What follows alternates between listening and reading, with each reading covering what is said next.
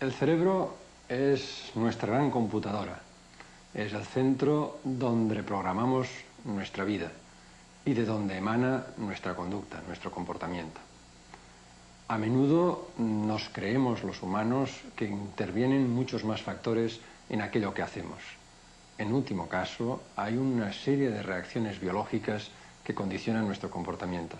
Vean lo interesante que es ver cómo funciona la correlación entre el mecanismo de nuestro cerebro y las cosas que hacemos cada día.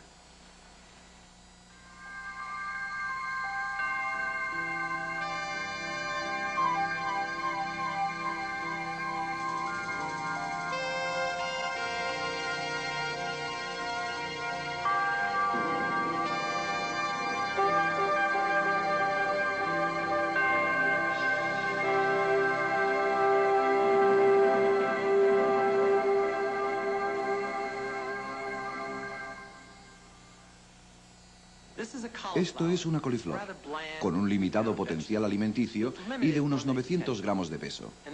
Y esto es un cerebro humano adulto, cuyo peso ronda los 1500 gramos. Pueden parecer semejantes, pero en el interior de esta diminuta y frágil masa se encuentra la estructura más compleja conocida en el universo. Hay tantas células en el cerebro como estrellas en nuestra galaxia. Alrededor de unos 10 trillones.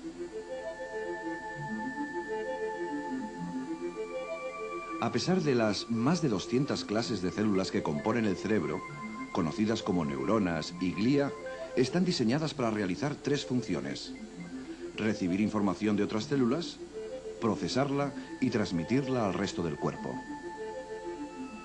La conducta empieza con las acciones de la neurona. En primer lugar, uno de sus extremos recibe la información desde los receptores distribuidos alrededor de las prolongaciones ramificadas o dendritas.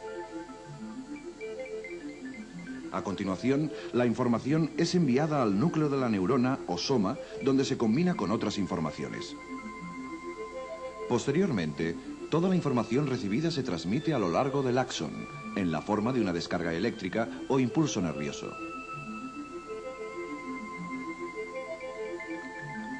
El impulso termina aquí, en los botones terminales. Estos botones contienen sustancias químicas que posteriormente son segregadas con el fin de enviar un mensaje químico a las neuronas adyacentes.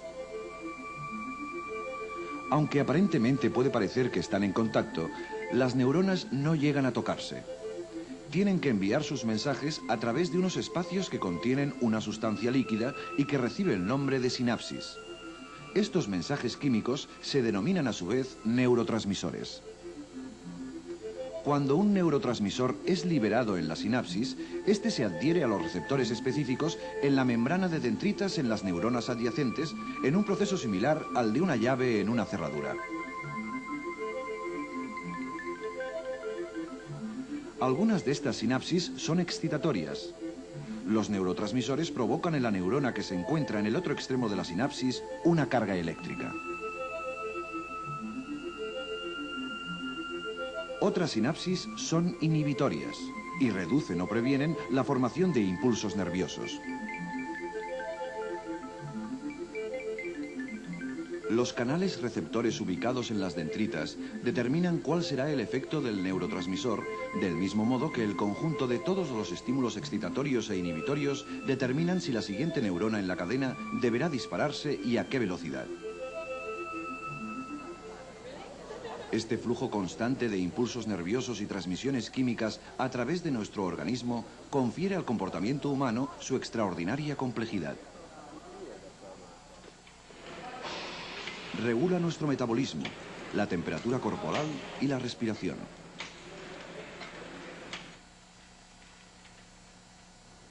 Nos permite aprender, recordar y tomar decisiones. Lo que es realmente difícil de comprender es que, de alguna manera, en el interior de estas células nerviosas y de la sinapsis, se encuentra la base para comunicar todo lo que podemos llegar a conocer y experimentar. El funcionamiento de este sistema es un puzzle para todos los científicos que estudian el cerebro y el comportamiento humano. forman una nueva generación de investigadores a los que se denomina comúnmente neurocientíficos, que provienen de más de 20 disciplinas diferentes, incluyendo la psicología. Los neurocientíficos basan su trabajo en el convencimiento de que todas las funciones del cerebro pueden explicarse como funciones biológicas y químicas que tienen lugar en él, ya sea en todo el cerebro o solamente en una zona.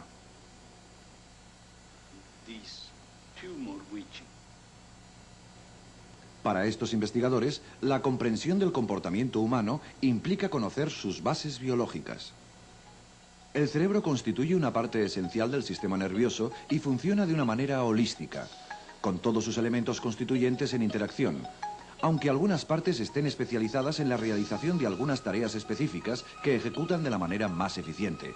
Sigamos este breve recorrido a través de nuestro sistema para comprender con mayor profundidad cómo funciona nuestro cerebro.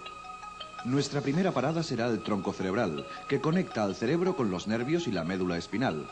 Es el centro para el soporte básico de vida base, la respiración, el latido del corazón o el sueño o el despertar.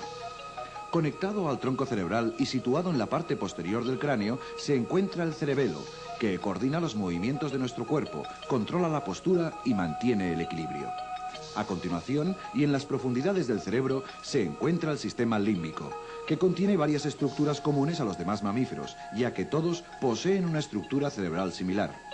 Desde este sistema se regula el mantenimiento de las funciones internas del organismo, la temperatura, la presión de la sangre y los niveles de azúcar, entre otras muchas. También regula las emociones y los poderosos impulsos como el deseo sexual y el instinto de supervivencia. Las 4 partes más importantes de nuestro sistema límbico son la amígdala, el hipocampo, el hipotálamo y el tálamo. La amígdala constituye el sendero que conduce al sistema límbico para los impulsos sensoriales.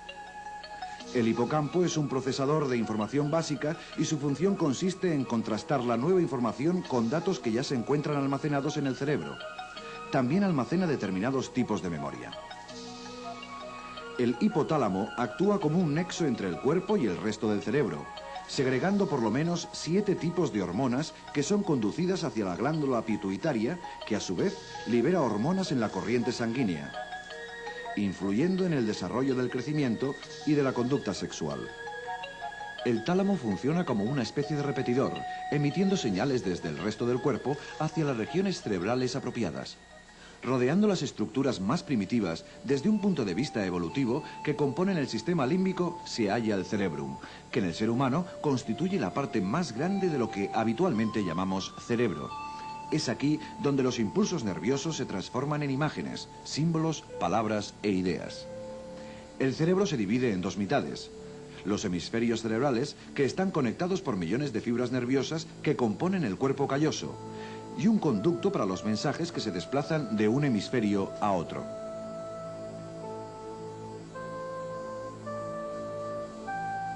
La capa exterior del cerebro es la corteza cerebral, la imagen más característica del cerebro.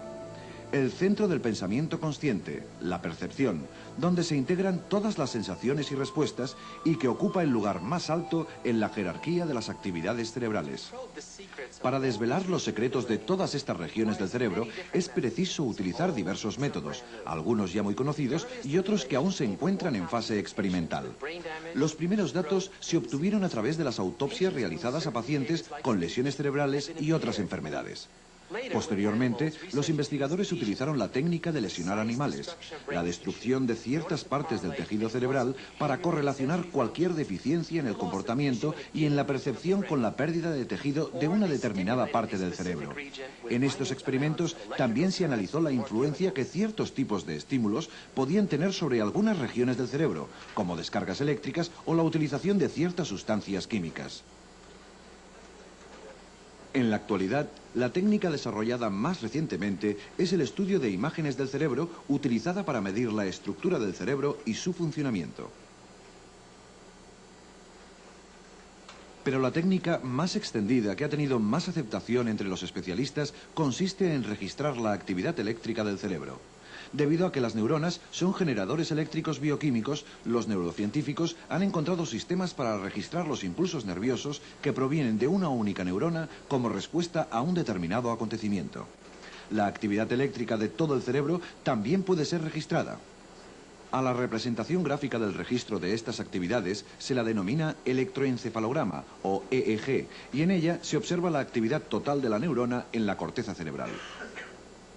Roy John, director de los laboratorios de investigación cerebral en Nueva York, es una de las figuras más destacadas en el campo de la neurometría, la medición electrofisiológica precisa del funcionamiento del sistema nervioso. Nosotros y los científicos de otros laboratorios hemos estudiado la actividad eléctrica del cerebro humano a lo largo de muchas edades, desde la infancia temprana hasta la vejez, concretamente con sujetos de 6 a 90 años de edad. Estos estudios nos han permitido describir cuantitativamente, mediante el uso de ordenadores, la actividad eléctrica. Lo que hemos detectado es que la actividad eléctrica presenta una serie de cambios que se suceden de un modo muy ordenado y que pueden expresarse con simples ecuaciones. La base de la neurometría consiste en comparar la actividad eléctrica del cerebro de cada individuo con todos los datos obtenidos a lo largo del ciclo vital del ser humano. La estadística proporciona los medios necesarios para establecer este tipo de análisis comparativo. Los datos son presentados de manera que destaquen los rasgos anormales, ya que el ordenador deberá evaluar gran cantidad de información. Por este motivo, la información aparece codificada por colores. Si la actividad eléctrica del cerebro de una región anatómica determinada es normal, aquella parte de la imagen que es presentada por el ordenador aparece en color tierra. Si se da el caso de que en una determinada región cerebral se produce un exceso de actividad, esa región aparece en rojo.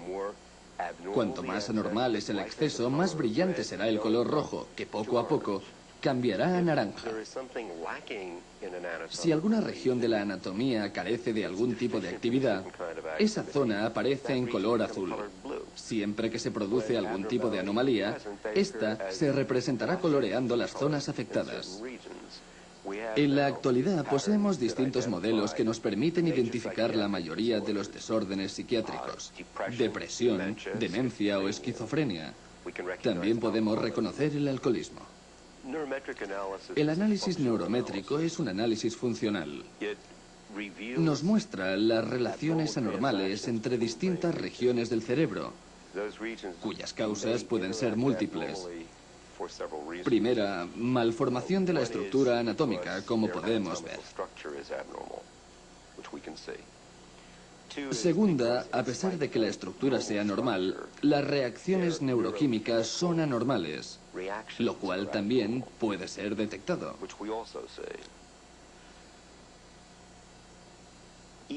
Sin embargo, a pesar de poseer una capacidad neuroquímica y una estructura anatómica normales, a veces el cerebro puede entrar en ciertos estados anormales.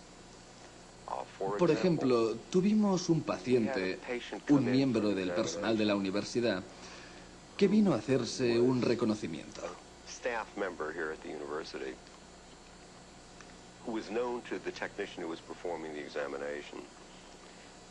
En realidad era amiga del técnico que hacía el examen. No era realmente una paciente.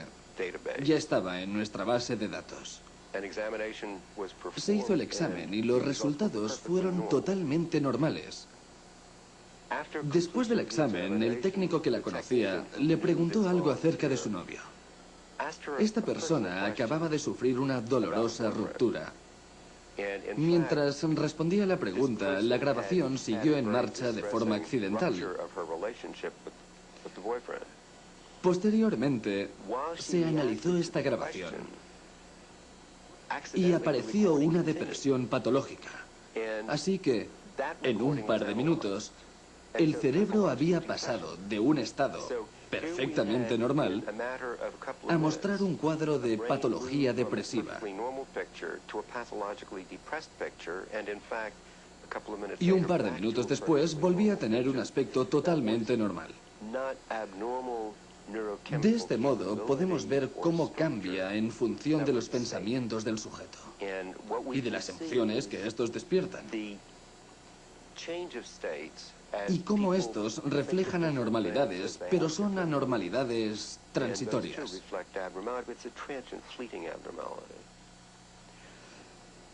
Casi todo el mundo conoce a alguien que se ha sometido durante años a una psicoterapia sin alcanzar ningún resultado aparente. En realidad, la causa del comportamiento de muchos de estos pacientes ahora puede ser detectada. Y de hecho, el departamento recibe regularmente la visita de pacientes que han fracasado con uno u otro tipo de psicoterapia. Hemos observado que mediante la evaluación neurométrica podemos intervenir de un modo mucho más efectivo. Durante mucho tiempo, la psicología ha considerado al organismo como una caja negra. Algo entra en ella y algo sale de ella. Y el proceso entre ambas se infiere observando cómo se relacionan. Con este sistema es posible que los buenos profesionales consigan aproximarse al proceso, pero siempre será mucho más acertado si abrimos la caja y miramos dentro. Mientras algunos neurocientíficos exploran la actividad eléctrica del cerebro, otros estudian su actividad química. Una de las más prometedoras investigaciones en la actualidad consiste en estudiar el efecto de las drogas sobre determinadas funciones del cerebro. El propio cerebro es como una fábrica de drogas bioquímicas que fabrica moléculas parecidas al opio. Estas moléculas son llamados péptidos opioideos y son parte del complejo sistema de neurotransmisores que envía señales de una a otra célula y finalmente a otros órganos del cuerpo. A pesar de existir muchos tipos distintos de péptidos opioideos, en conjunto se las conoce como endorfinas. Estas endorfinas también pueden convertirse en los receptores del opio que actúan en todo el cuerpo. Tan sutil es la división de funciones entre unas y otras, puesto que cada endorfina sigue un curso específico dentro del sistema nervioso. La acción de cada una de ellas es llevada a cabo mediante distintos tipos de receptores. Su función es importante, ya que, como los narcóticos, pueden proporcionar el estado de euforia que experimentan los corredores y aliviar el dolor en función de qué péptidos y qué receptores actúen juntos.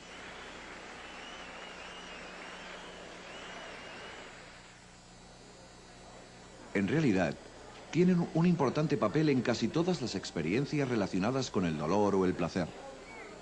La investigación nos ha enseñado que están directamente relacionadas con nuestras reacciones emocionales, desde reír o llorar hasta respuestas físicas como, por ejemplo, pelearse.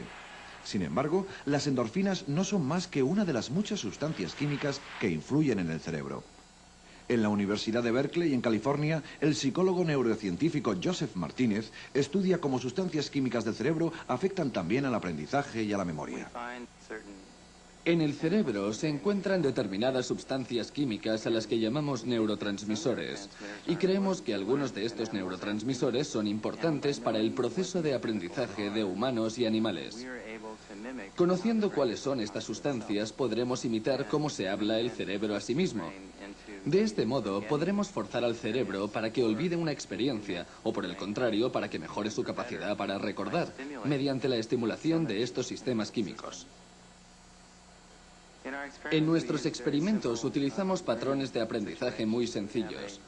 Tenemos un laberinto de forma de Y y ponemos algo de comida en uno de los brazos. El ratón lo sigue y llega hasta la comida.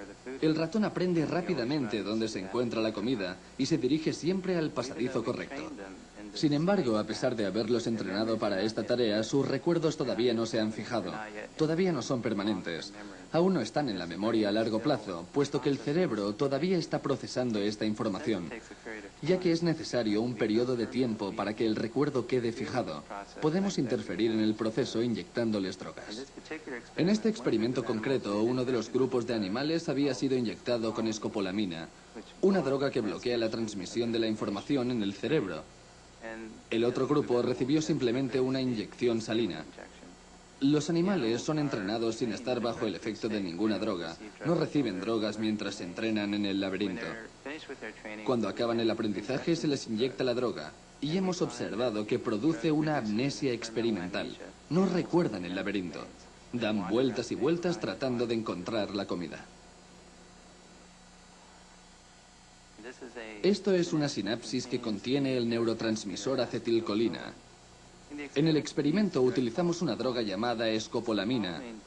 La escopolamina bloquea el receptor del neurotransmisor de la acetilcolina. Es decir, en cierto modo hemos desactivado esta sinapsis.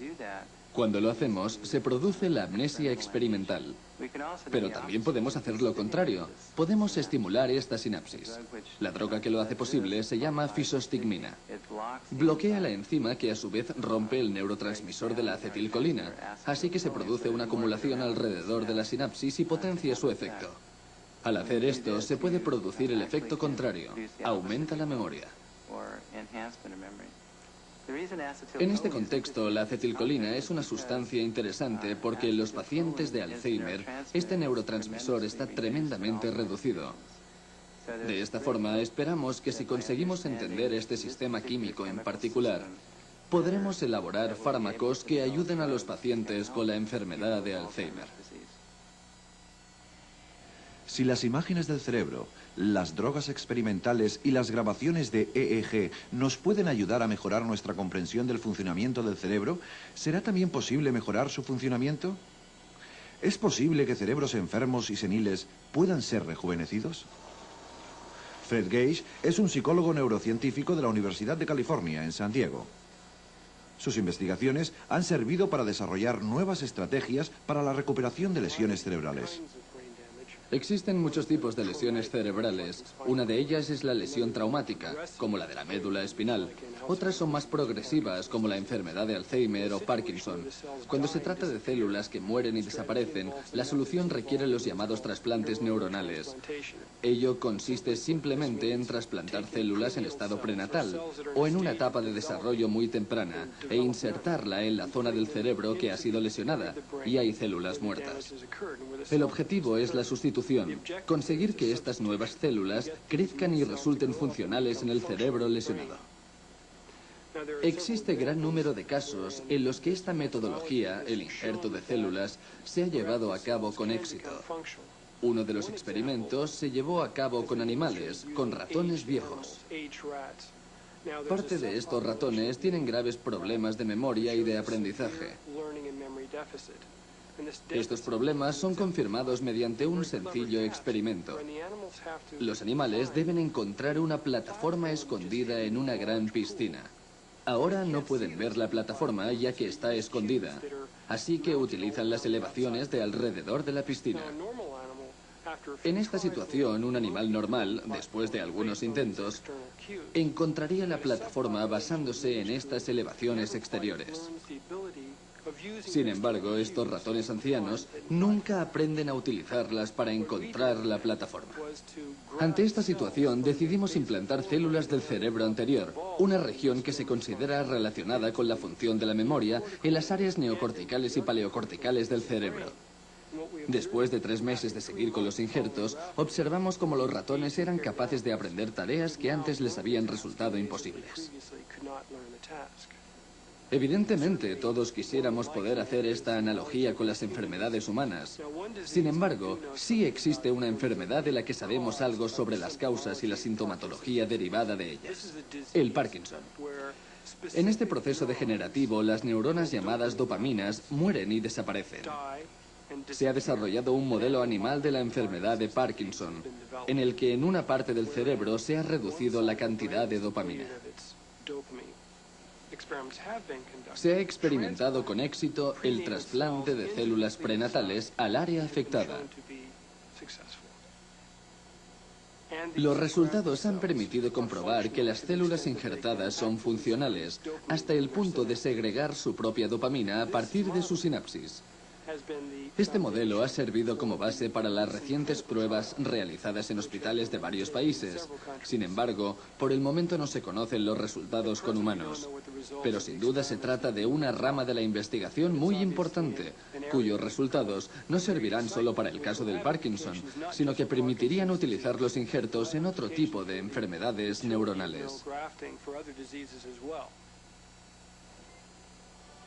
Podría argumentarse que, puesto que las nuevas investigaciones desvelan los mecanismos bioquímicos subyacentes a la complejidad del comportamiento humano, la existencia perderá su encanto y su misterio. Sin embargo, la verdad es que cuando se trata del cerebro, cuanto más lo conocemos, más nos sorprende. Solo se necesitan 2 kilos de materia para crear una mente humana.